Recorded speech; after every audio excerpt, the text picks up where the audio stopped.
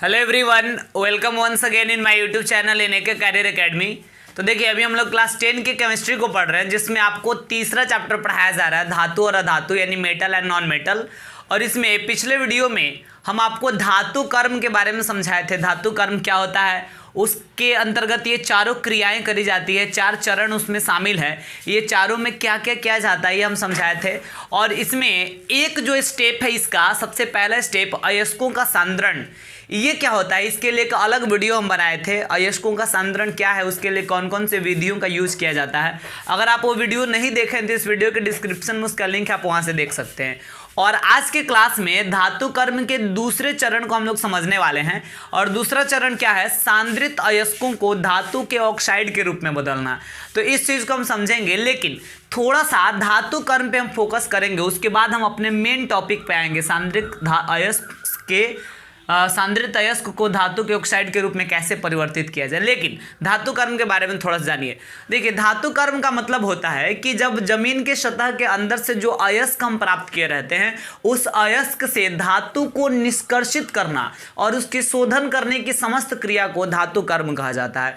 और देखिए, अयस्क से धातु को प्राप्त कर लेना, उसको अपने उपयोग के लायक बना लेना, उसके लिए 4 प्रक्रियाएं करनी पड़ती है। मतलब धातु कर्म के अंतर्गत हमें 4 प्रोसेस करना पड़ता है, जिसमें सबसे पहला प्रोसेस है अयस्कों का सांद्रण। यानी जो अयस्क हम प्राप्त किए हैं जमीन के अंदर से, उन अयस्कों में कुछ अशुद्धियां रह जाती है, कुछ अपद्रव्य रह जाते हैं, जिसको गैंग भी कहा जाता है। तो उन अपद्रव्यों को अयस्कों से दूर करना है, उसको, इसी प्रक्रिया को हम कहेंगे अयस्कों का सांद्रण। यानी अयस्कों को हम शुद्ध कर दिया, अशुद्धियों को दूर करके, ठीक है। और जब अयस्क सांद्रित हो जाता है तो फिर सांद्रित अयस्क को धातु के ऑक्साइड के रूप में बदलना। यानी अयस्क जब शुद्ध हो गया, धातु के ऑक्साइड के रूप में बदलना।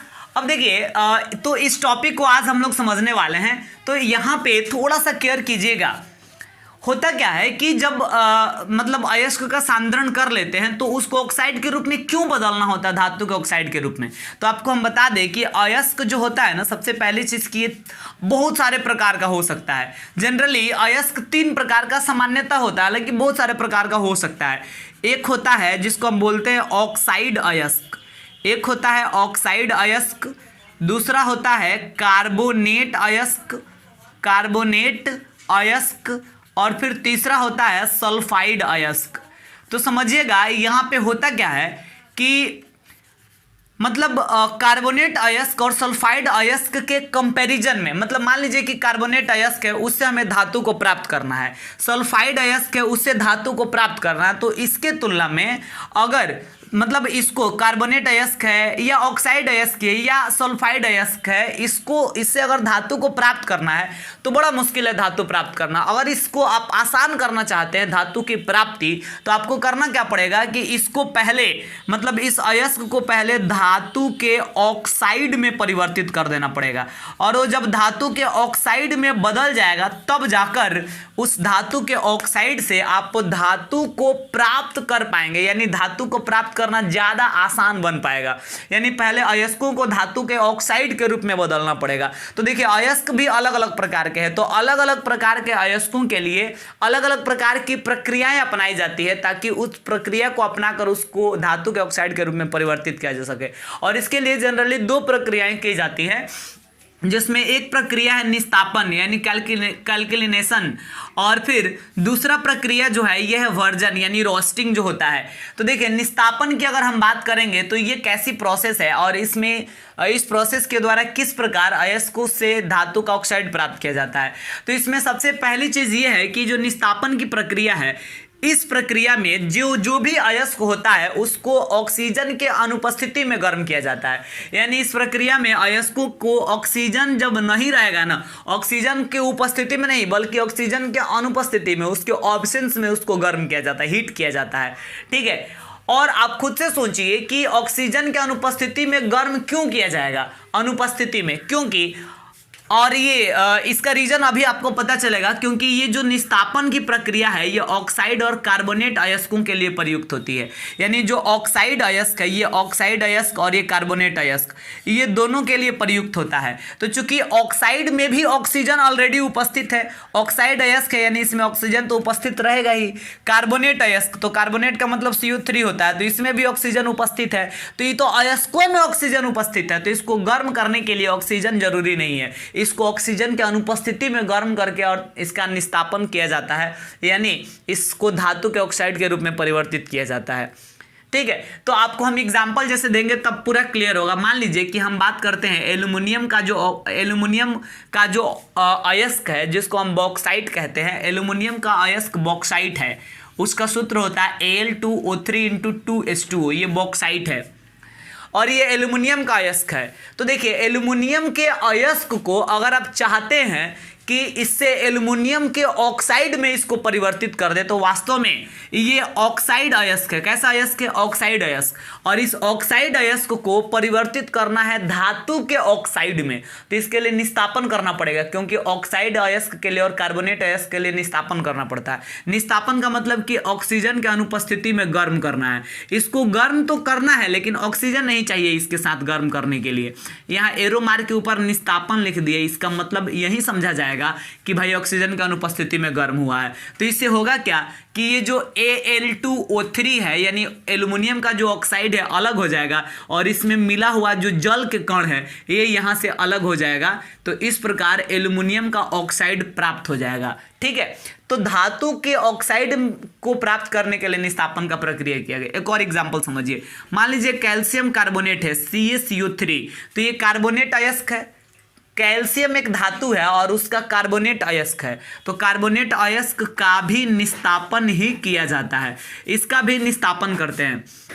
ठीक है, और इन निस्तापन करेंगे तो क्या होगा कि ये जो कैल्शियम है, कैल्शियम का ऑक्साइड प्राप्त होगा, CaO कैल्शियम ऑक्साइड प्राप्त होगा और यहाँ से कार्बन डाइऑक्साइड गैस जो है मुक्त होगा।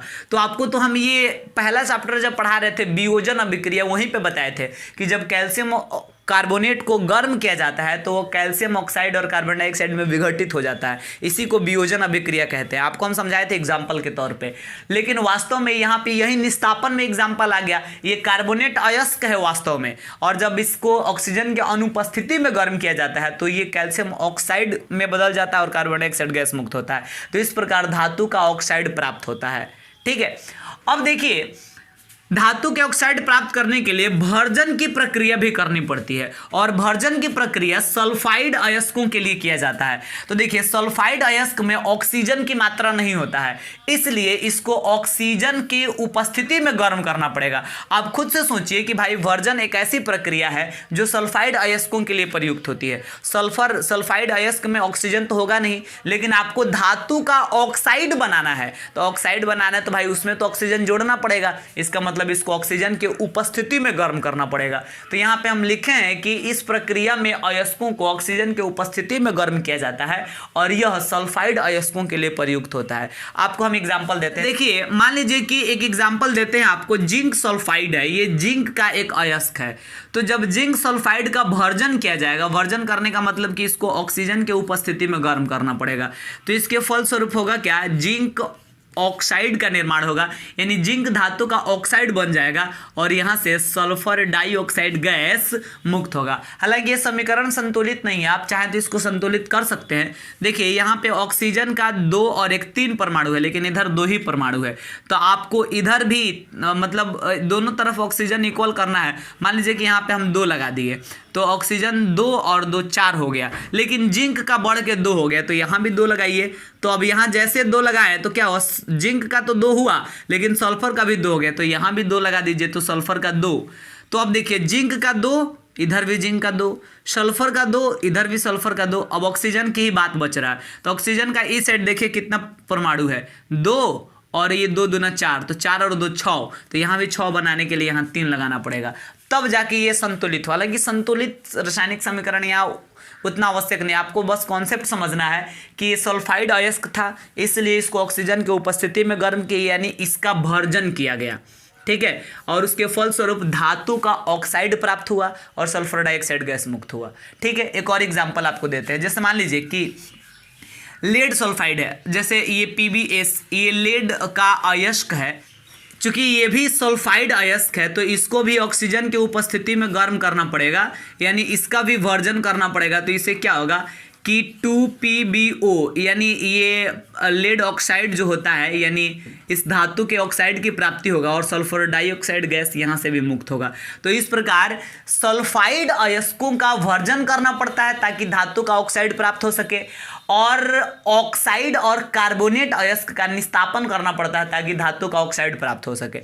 और देखिए, जब धातु का ऑक्साइड प्राप्त हो गया, यानी सांद्रित अयस्क को धातु के ऑक्साइड के रूप में हम परिवर्तित कर दिए, तब उसके बाद हमें क्या करना है कि धातु के ऑक्साइड को अवकृत करना है, यानी उसका अवकरण करना है, और उसका अवकरण करके उससे धातु को प्राप्त करना है। तो अगले वीडियो में हम आपको समझाएंगे कि धातु के ऑक्साइड का किस प्रकार अवकरण करते हैं, यानी ऑक्साइड से ऑक्सीजन को निकालने के लिए क्या करते हैं। जैसे ही इसमें से ऑक्सीजन निकल जाएगा, धातु एल्युमिनियम, कैल्शियम, जिंक, ये लेड, ये सब धातु हमको प्राप्त हो जाएगा, क्योंकि ऑक्साइड प्राप्त हो गया, इससे अब ऑक्सीजन निकालना बाकी है। तो इसको अवकृत कैसे करेंगे, किन प्रक्रियाओं द्वारा इसका अवकरण होगा जिससे ऑक्सीजन का निष्कासन हो पाएगा और धातु प्राप्त हो पाएगा, इसको हम अगले वीडियो में समझाएंगे। लेकिन एक चीज यहां और समझिए, आपके एग्जाम के लिए एक इंपॉर्टेंट क्वेश्चन है, निस्तापन और वर्जन में अंतर स्पष्ट करें।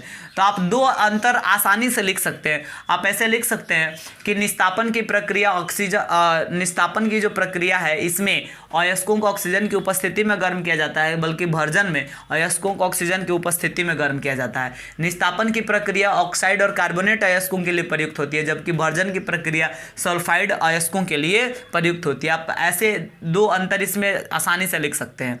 तो इस वीडियो में हम इतना ही रहने देंगे, मिलते हैं फिर इसके बाद वाले वीडियो में।